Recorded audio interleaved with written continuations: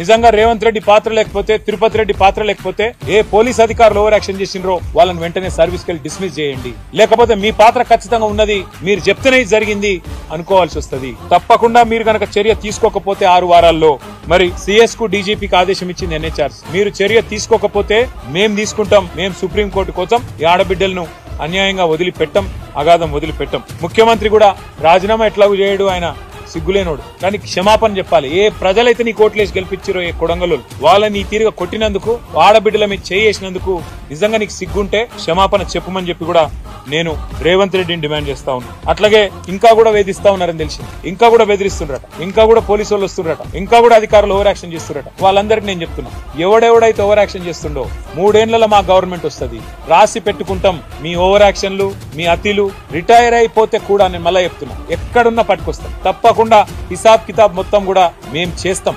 ఎందుకంటే ఈ స్థాయిలో సుప్రీంకోర్టు చెప్పినాక, సుప్రీంకోర్టు రిటైర్డ్ జడ్జి ద్వారా ఎన్హెచ్ఆర్సీ చెప్పినాక కూడా మీరు ఓవర్ యాక్షన్ చేస్తే, హైకోర్టు స్టే ఉండగా కూడా రేవంత్ రెడ్డి ఆడిచ్చినట్టు ఆడితే మేము కూడా తప్పకుండా మీ పద్ధతిలోనే జవాబు చెప్పాల్సి వస్తుంది. గుర్తుపెట్టుకోమని చెప్పి కూడా అధికారులు నేను కోరుతా ఉన్నా. బీఆర్ఎస్ పార్టీ లగచర్ల బాధితులకు గతంలో అండగా ఉంది, మొన్న అండగా ఉంది, ఈ రోజు అండగా ఉంది, రేపు కూడా వాళ్ళకి న్యాయం జరిగేదాకా అండగా ఉంటాం, నిలదీస్తూనే ఉంటాం. ఈ ప్రభుత్వానికి బుద్ధి వచ్చేదాకా కూడా కొట్లాడుతూనే ఉంటామని చెప్పి కూడా మీ అందరికీ కూడా తెలియజేస్తూ